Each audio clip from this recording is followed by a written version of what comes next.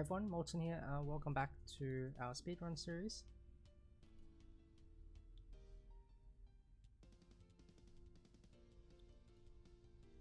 So we got a modern defense again. This time we might be actually transposing back into a line of the Sicilian. I'm going to play the move pawn to c5 here. It's very common in this opening actually to transpose back, especially if your opponent's not playing the move pawn to d4. So what we actually have here, I think, might be some sort of variation of the Grand Prix. So Grand Prix is this opening which white often plays against the Sicilian. It's very popular at mainly club level, but usually the knight is on c3. In this position, the knight isn't yet committed to c3, so my opponent does have some extra options of playing the move pawn to c3 and then d4, but we'll play the same way. The way I like to play against it is by playing the move pawn to e6, putting the knight to the e7 square, and then eventually pushing through with this move pawn to d5. Now, I don't think the move pawn to d4 here would be a very good move for white, because what's going to end up happening is, as you'll see, if he does play d4, the pawns will break up, and he'll end up with this sort of isolated pawn in the center. So, okay, knight a3, let's go with the move pawn to d5, just taking space in the center.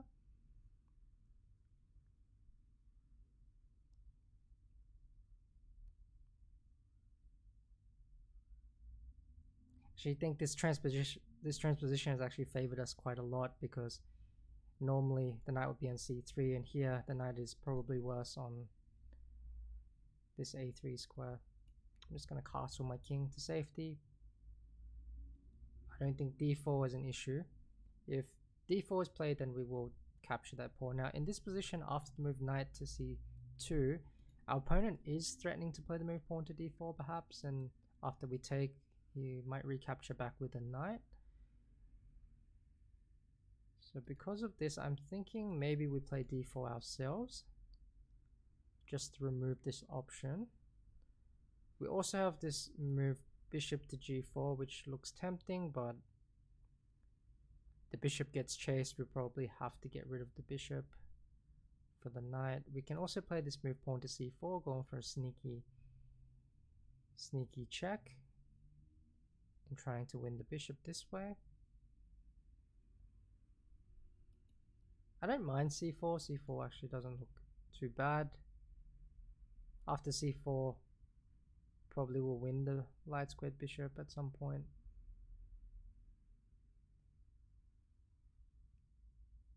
And we do get our bishop to f5.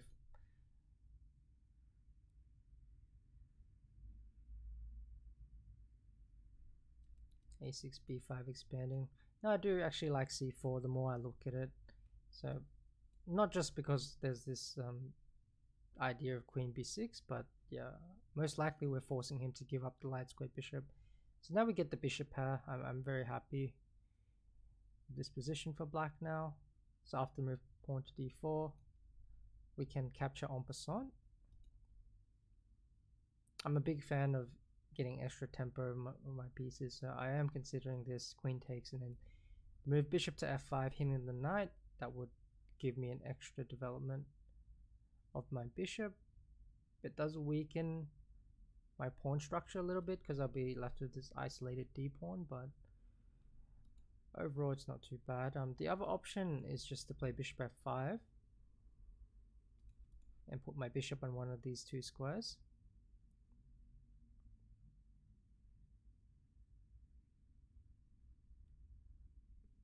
But I'm going to give myself the weakness on d5 in exchange for this active bishop on f5.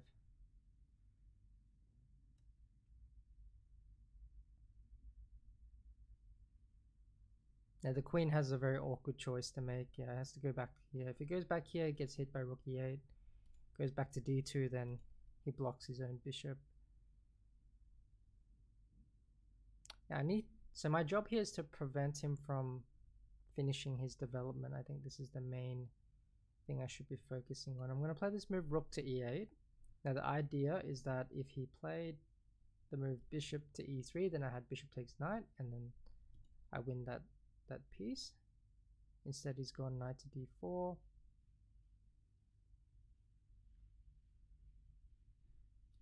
I could put my bishop on the e4 square. I could also pin the knight with the move queen to b6.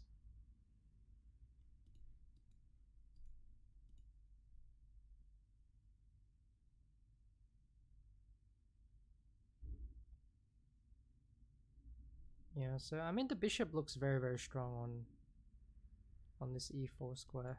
So I might just put the bishop here.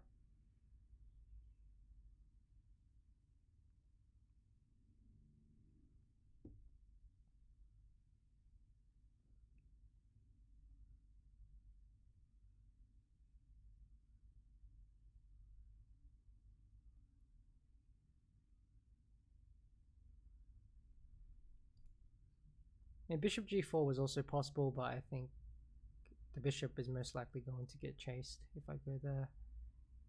And I didn't really want to take the knight because that simplifies the position. I like my bishop on e4. It's a very strong outpost for the bishop, supported by this pawn on d5.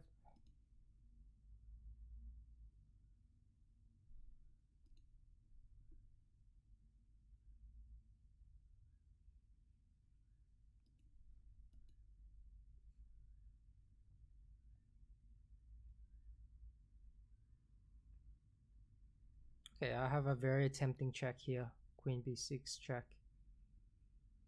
Just bring an extra piece into the game. I have bishop d3 as well. Maybe I throw in queen b6 check first, just to get the king into the corner. So now there's some back rank issues which he has to deal with. And then I have this move bishop to d3. And there might be some tactics after that. Oh, of course I don't want him to take my bishop, because if I let him take my bishop, I forego my two bishop advantage. So of course, when you guys have the bishop pair, you want to try and keep that advantage as long as you possibly can. Here we see white is just unable to develop these queenside pieces. The rook also doesn't have too many squares to go to. It might be the case that he has to go rook to g1, because I'm thinking if the rook goes to e1, I thought I might have something here.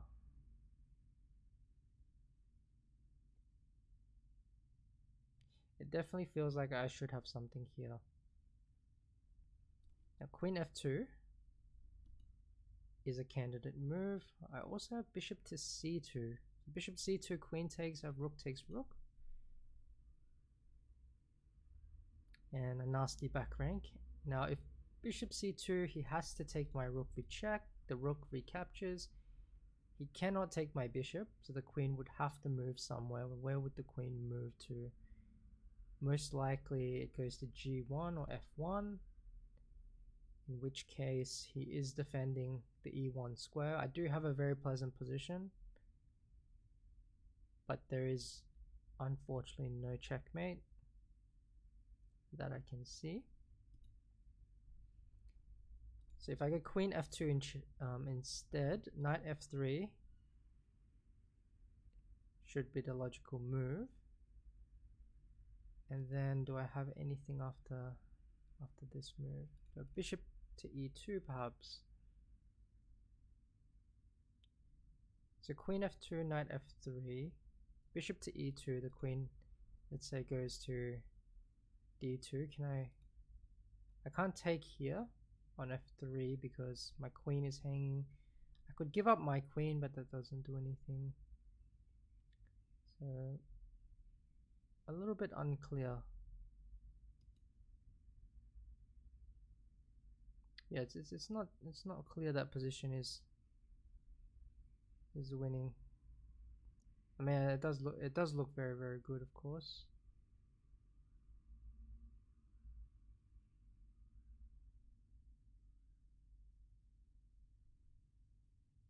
I don't see any other candidate moves. Maybe we choose between those two. I'll go bishop c2.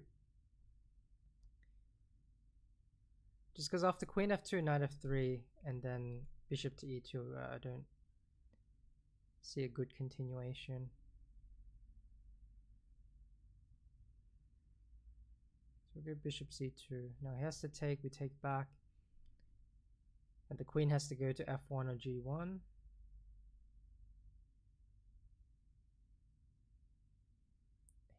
Maybe we just bring our rook to the 7th rank. Maybe this is the thing to do here.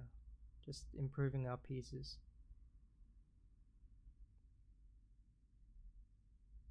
This makes a lot of sense.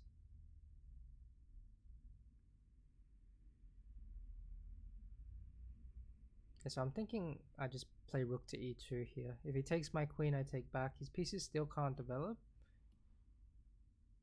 So rook to e2. I can also take the queen actually. King takes and then play rook e1 check. King f2, put my rook on d1. Try to play on the fact that white is yet unable to develop the rest of his pieces, but again I don't see a clear win. I'll just bring the rook to the e2 square. I mean, this looks like a very natural move.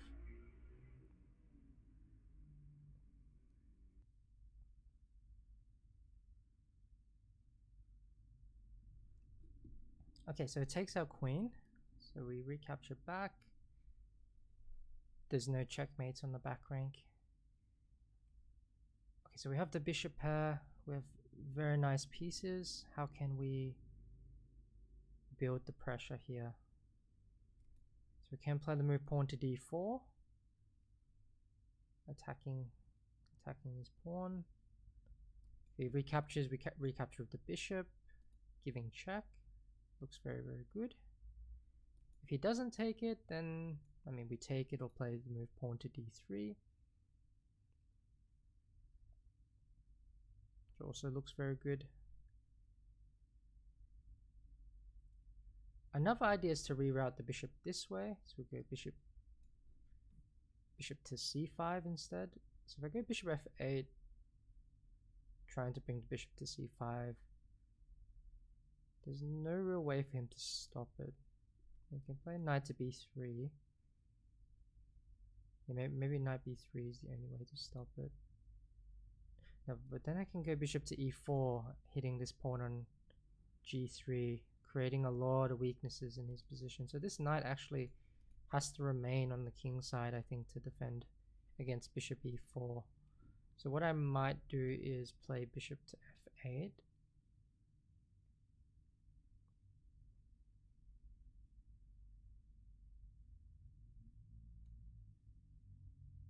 Yeah, bishop to f8. If the knight ever moves, I have bishop to e4, putting the bishop on this very strong outpost.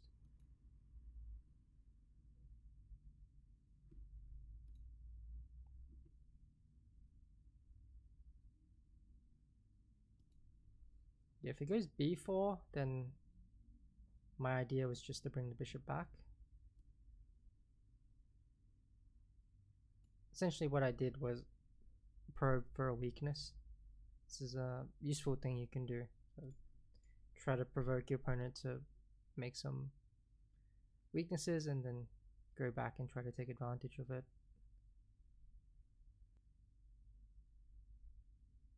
Okay, but that blunders a piece. So just check and take the bishop.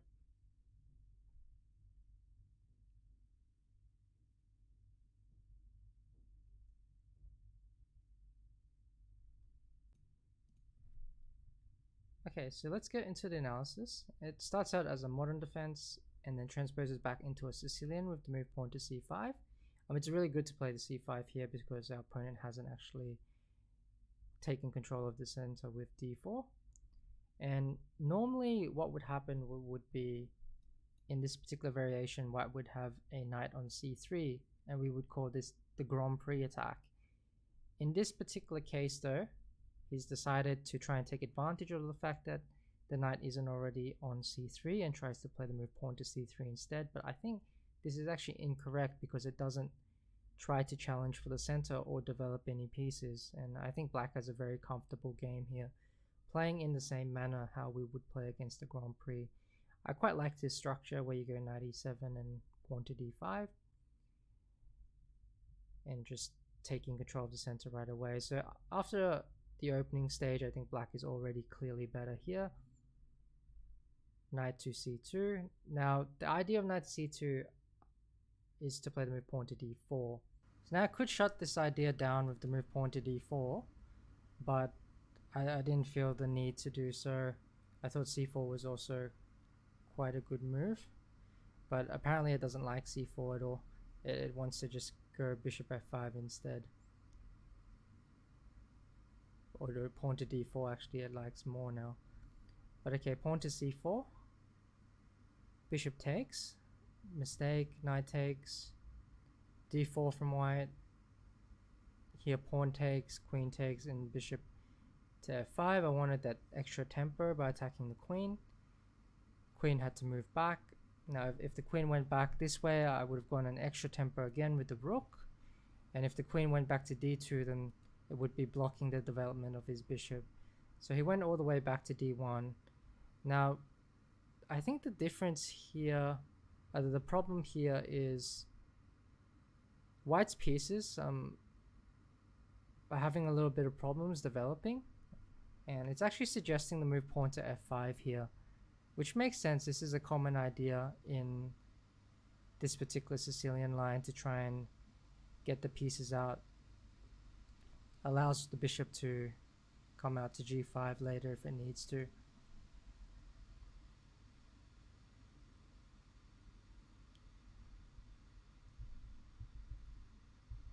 So instead we got this, and knight to d2. Yeah, I didn't like knight to d2 at all.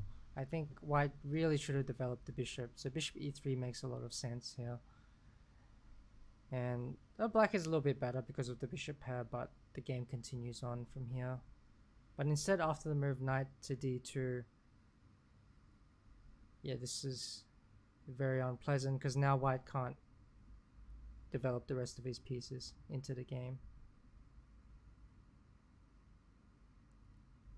So bishop c2 was one of the suggested moves. So here we have queen takes, king takes, d4. Makes sense. d4 is winning, c5 is winning. Yeah, okay, there's a lot of moves here for black. I think the issue is that white just can't develop. So we probed for the b4 move, came back and provoked the blunder, winning the bishop. So I think the main thing here was we got a very comfortable opening position. We managed to get the bishop pair, and then white was unable to develop his pieces into the game, so ran into a lot of troubles later on. So I hope you enjoyed this game. Thanks for watching. I'll catch you all on the next one. See you then.